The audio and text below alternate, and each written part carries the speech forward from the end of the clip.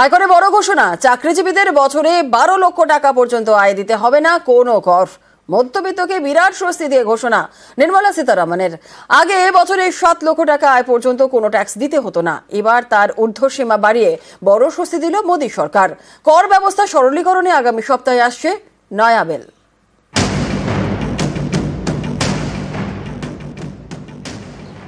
देश के हर गरीब एवं मध्यम वर्ग समुदाय पर मां लक्ष्मी की विशेष कृपा रहे।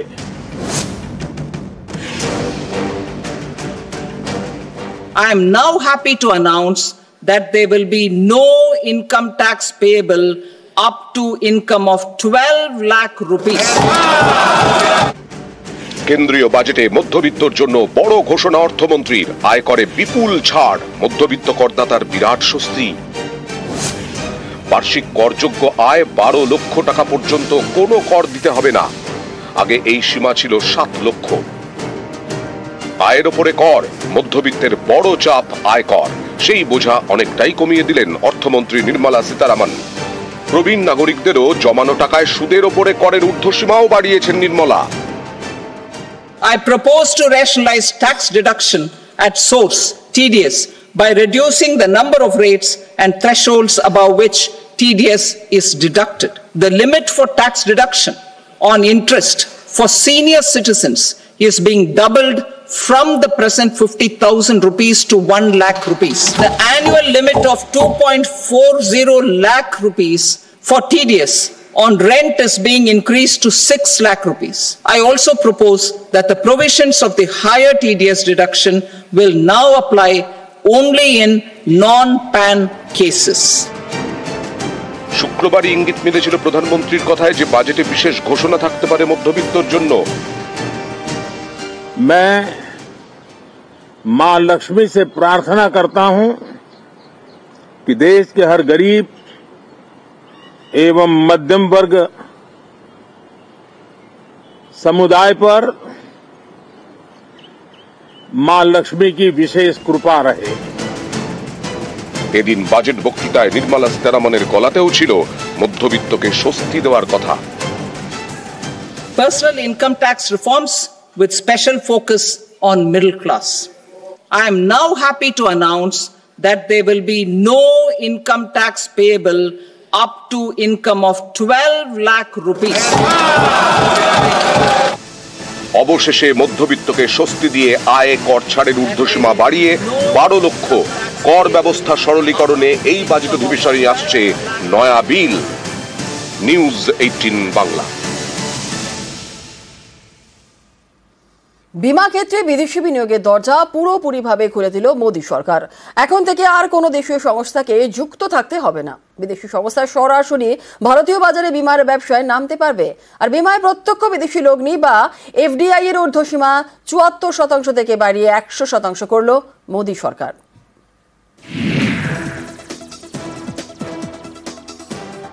আগে যেটা ছিল 75% ছিল, এখন টোটাল 100% করে দেওয়া হচ্ছে এফডিআই বিনিয়োগ। তাহলে বিদেশি পুঁজিতে আমাদের পুরোটাই লাগিয়ে দেওয়া যেতে পারে বিমাতে। সেক্ষেত্রে তো কিছু ঝুঁকি থেকে যায়, কারণ আমাদের কাছে যেটুকু আমরা সঞ্চয় করেছি সেটুকু কষ্টের টাকা। মধ্যবিত্তের আর্থিক সুরক্ষার বড় ভরসা বিমা। সেই বিমায় হাট করে খুলে গেল বিদেশি বিনিয়োগের দরজা। বিমায় প্রত্যক্ষ বিদেশি লগ্নি বা এফডিআই এর ঊর্ধ্বসীমা 74% থেকে বাড়িয়ে 100% করার ঘোষণা করা হলো। The FDI limit for the insurance sector will be raised from 74 to 100%. This enhanced limit will be available for those companies which invest the entire premium in India. The current guardrails and conditionalities associated with foreign investment will be reviewed and simplified. এতদিন ভারতে বিমার ব্যবসা করতে হলে এদেশের সংস্থাকে নিয়ে ব্যবসা করতে হতো, কিন্তু এখন থেকে আর সেই বাধা রইল না। এককভাবে সরাসরি ভারতীয় বাজারে বিমার ব্যবসায় নামতে পারবে বিদেশি সংস্থা। যদিও এই সিদ্ধান্ত ঘিরে শুরু হয়েছে তুমুল বিতর্ক। একদিকে মোদী সরকারের যুক্তি, এবার আরো বেশি করে উৎসাহিত হবে বিদেশি বিনিয়োগকারীরা। বিমার বাজারে সংস্থার ভিড় বাড়বে, প্রতিযোগিতা বাড়বে, পরিষেবার মানও বাড়বে। চাকরির বাজারও চাঙ্গা হবে।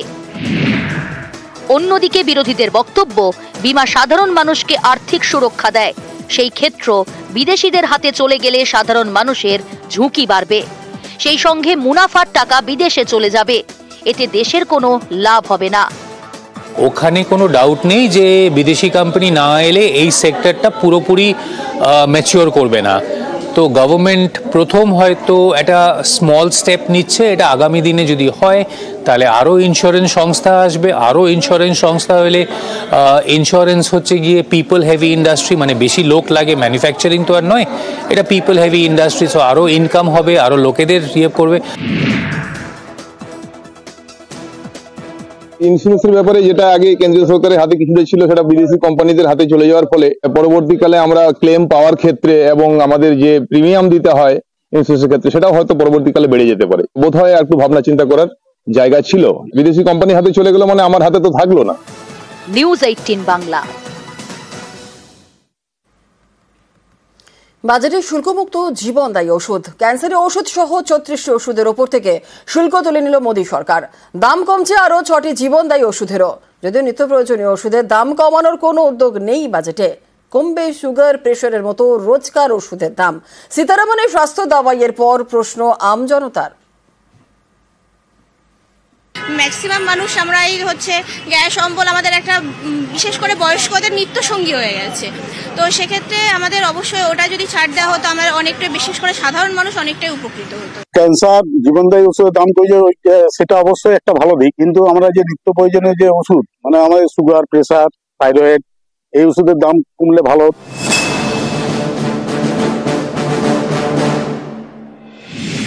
এবারের বাজেটে ক্যান্সারের 36টি ওষুধের ওপর থেকে শুল্ক তুলে নেওয়ার প্রস্তাব দিয়েছে মোদী সরকার। শুল্ক ছাড়ের তালিকায় রয়েছে আরও 6টি জীবনদায়ী ওষুধ। জীবনদায়ী ওষুধের দাম কমানোর উদ্যোগকে সাধুবাদ জানাচ্ছেন সাধারণ মানুষ, কিন্তু তাদের প্রশ্ন, নিত্য প্রয়োজনীয় ওষুধগুলোর কি হবে? সুগার, প্রেসার, কোলেস্টেরল, থাইরয়েড থেকে সাধারণ জ্বর-জ্বালার ওষুধ, যা কিনতে হাজার হাজার টাকা খরচ করতে হয় প্রতি মাসে, এই সব ওষুধের দাম তো দিন দিন বেড়েই চলেছে। তা কমানোর কোনো উদ্যোগ নেই কেন মোদী সরকারের বাজেটে?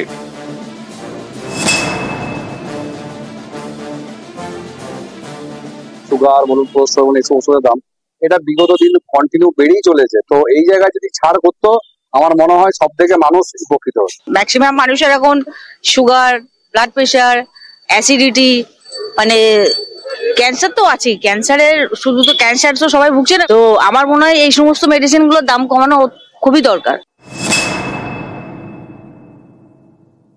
যে ভারতবর্ষের মানুষের যে রোজগার এবং তার তুলনায় তার ওষুধ এবং চিকিৎসা সংক্রান্ত খরচ, সেটাও কিন্তু আমরা দেখতে পাচ্ছি যে সেখানেও একটা ক্যাটাস্ট্রফিক হেলথ এক্সপেন্ডিচার তাদের হচ্ছে।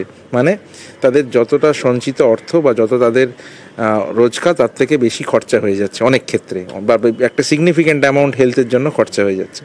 কিন্তু এই জায়গাগুলোতে সরকারের অবশ্যই ধ্যান দেওয়া দরকার ছিল, গুরুত্ব দেওয়া দরকার ছিল, যে এভাবে যেগুলো জীবনদায়ী ওষুধ এবং যেগুলো দীর্ঘদিন ধরে খেতে হয় সেই ওষুধগুলো যদি, এবং ভারতবর্ষের মানুষ তো অনেকেই বিলো পভার্টি লাইন বা অনেকেই দারিদ্র্য সীমার নিচে থাকেন, তাহলে সেই ওষুধগুলো যদি যত কম মূল্য, যতটা কমানো সম্ভব, এবং তার যদি মূল্য বেঁধে দেওয়া যেত, তাহলে হয়তো আরও বেশি পরিমাণ মানুষ উপকৃত হতেন। শুধুমাত্র নিত্য প্রয়োজনীয় ওষুধ নয়, বড়দের ভ্যাকসিনের ক্ষেত্রেও এবারের বাজেটে ঘোষণা থাকলে ভালো হতে বলে মনে করছেন বিশেষজ্ঞরা। অনেক ভ্যাকসিন কিন্তু এখন ক্যান্সার প্রিভেনশনের জন্য লাগে, কিন্তু অ্যাডাল্ট ভ্যাকসিন কিন্তু অনেকগুলো আছে, সেই অ্যাডাল্ট ভ্যাকসিন নিয়ে কিন্তু সেভাবে কোনো রকম কোনো বাজেটে আমরা পেলাম না। সুতরাং এই জায়গাগুলো যদি সরকার তার গুরুত্ব দিত, তাহলে হয়তো আরও বেশি পরিমাণ মানুষ উপকৃত হতেন।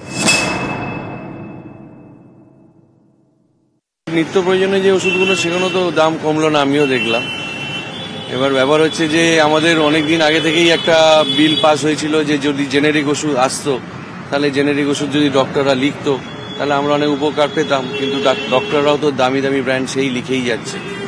এর মধ্যে হয়তো অনেক রকম ব্যাপার আছে, তাই জন্য তারা এখনো জেনেরিক ওষুধের নাম লিখছে না। ষাটোর্ধ্ব মানুষের ইনকামটা অনেকটাই কমে যায়, সে জায়গায় দাঁড়িয়ে তাদের ওষুধের দামটা কমানো হলে সত্যি বেটার হতো।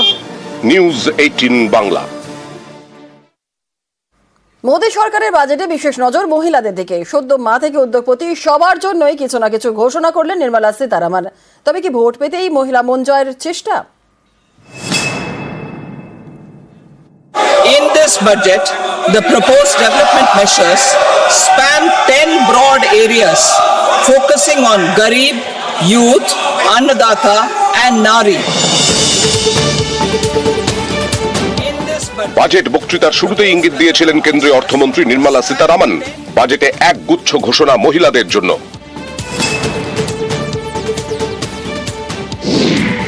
বাজেটে 5 লক্ষ মহিলার জন্য নতুন প্রকল্পের প্রস্তাব দেওয়া হয়েছে। তপশিলি জাতি এবং উপজাতিভুক্ত মহিলা যারা প্রথম ব্যবসায় নামছেন তারা এই সুবিধে পাবেন। ব্যবসার জন্য 5 বছরে 2 কোটি টাকা পর্যন্ত সহজে ঋণ পাবেন। A new scheme will be launched for 5 lakh women, scheduled castes and scheduled tribes, first-time entrepreneurs. This will provide term loans up to 2 crore rupees during the next 5 years. The scheme will incorporate lessons from the successful Stand Up India scheme. Online capacity building for entrepreneurship and managerial skills will also be organized. উদ্যোগপতি থেকে সদ্য মা তাদের জন্য ঘোষণা এবারের বাজেটে। প্রসূতি এবং সদ্য মা হয়েছেন এমন মহিলাদের পুষ্টির দিকে নজর। 20 লক্ষ কিশোরীকেও পুষ্টিকর খাবার দেওয়ার প্রস্তাব।